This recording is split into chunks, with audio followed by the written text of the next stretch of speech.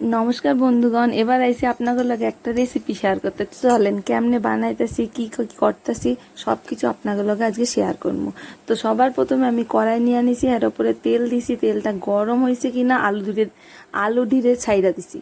এখন আলুটি ভালো কইরা তেলের উপর দিয়া পরে দিমু হলুদ লবণ দিয়া আলুটিরে ভালো করে নাইরা নাইরা এপিট ওপিট কইরা নিয়া ভালো করে আলু ডিটে দিয়া নেবো। তো আমি আজকে অনেক দিন পর শ্বশুর বাড়িতে রান্না করতেছি উনুনে। তো মনে হইলো যে চলেন আপনাগুলোকে শেয়ার করি, তো করতেছি। চলেন দেখেন কিভাবে কি করতেছি। আর হাজব্যান্ডের ডিমান্ড আজকে চিকেন কারি খাবে, তো হেডারি রেসিপি আপনাগুলোকে আমিও শেয়ার করতেছি। চলে দেখেন, আপনাকেও ভালো লাগলে আপনারা একটা লাইক করবেন, আর কি রেসিপিটা বাড়িতে বানায়া দেখবেন কেমন হয়েছে। তো চলেন, এই যে আলু ডিরে নাইরা চারা নিচ্ছি, এখন ওই হয়ে গেছে লাল। আর এদিকে উনান গেছে নিব্বা, ফু দিতে দিতে আমার ফু শেষ। এই যে এখন আমি বানাইতেছি, আর জানি না কি জিজ্ঞেস করতেছিল আমার, আমি বদর বদর করতে করতে রান্না করতেছি। যাই হোক, গরম মশলা দিয়ে গোটা মশলা দিয়ে দেশি ছাইরা তেলের ওপর দেখছেন কেমন চিটচিট করে ফুটতেছে। পরে দিছি জিরা। জিরা দেওয়ার পর যখন জিরা একটু লাল লাল হয়ে যাইব, পরে আমি দিমু পেঁয়াজ কুচি। পেঁয়াজ দিলে না আমি কাইটটাই দিই, বুঝছেন। আমি না পেস্ট কইরা দিই না, পেস্ট করলে কেমন জানি আমার ভাল লাগে না। এর লিগে আমি কাইটটাই দিলে কুচি কুচি করে কাইটটা এরপর তেলের উপর ছাইরা দিছি। পেঁয়াজটি কাটার পরে পেঁয়াজটি তেলের উপর দেওয়ার পর একটু নাড়াচাড়া করবেন। নাড়াচাড়া করার পর যখন একটু লাল লাল হইব, তখন আমি দিছি আদা রসুন জিরা কাঁচা লঙ্কা শুকনা লঙ্কার পেস্ট দেওয়ার পর এই যে দেখছেন কালারটা কি সুন্দর আইছে, লাল লাল। এরপরে গিয়ে একটু হলুদ দিছি।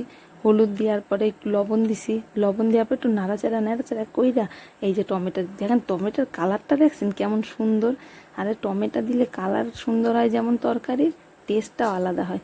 এরপরে দিতেছি দইটা দিয়ে একটু নাড়াচাড়া করুন। দইটা দিয়ে দিলে আর কি টেস্টটা আর একটা আলাদা স্বাদ আসে, বুঝছেন। দইটা দিয়ে নাড়াচাড়া করুন। তো আমি তো দই পরিমাণ মতো দিছি, জানি আমার বরের পুষায় না দই। এরপরে আর একটু বেশি করে দাও, তো দিছি দইয়ের হাঁড়ি উল্টায়া। যাই হোক, তারপরে দিছি কিনা ভাজা আলু ডিনে দিয়া দিছি গ্রেভির মধ্যে দিয়া নাড়াচাড়া করুন একটু ভালো মতো নাড়াচাড়া করার পর চিকেন দিয়ে আস্তে আস্তে আস্তে আস্তে ছাইরা দিব গ্রেভির মধ্যে। দেখছেন কি সুন্দর তেল ছাড়ছে, মশলাটি কি সুন্দর এসছে আহিছে, কালারটি দেখছেন নি। তো এরপরে আস্তে আস্তে চিকেনগুলো দিয়া দিমু। দেওয়ার পরে চিকেনগুলো দিয়ে একটু নাড়াচাড়া করে দিমু। ধীরে ধীরে ধীরে ধীরে কষাইতে লাগবো এটাতে, একদম আস্তে আছে। আপনারা ধীরে ধীরে এটাতে কষাইবেন, বুঝছেন। এই যে নাড়াচাড়া করবেন, ঢাক্কা দিবেন। আর একদম জাল অল্প দিবেন। যদি উনানে করেন তাহলে জাল অল্প দিবেন, যদি গ্যাসে করেন আঁচ কম রাখবেন। তো এই যে দেখছেন কি সুন্দর তেল ছাড়ছে, দেখছেন কালারটাও কি সুন্দর আইছে।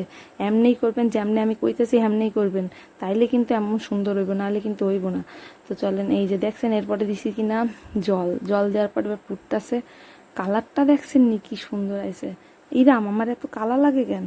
আর হ্যাঁ কি করে ভিডিও করে একবারও কয় না দি কালা লাগে। তো এই যে ফাইনালি আমার ভিডিও, যাই হোক ভিডিও হয়ে গেছে। এরপরে আমার গ্রেভিও রেডি, এবার আমি নামাই নিমু। দেখছেন কালারটা কেমন আইছে, যেমন দেখতে হয়েছে এমন স্বাদেও কিন্তু হয়েছে, রূপে গুণে দুইটাই সমান।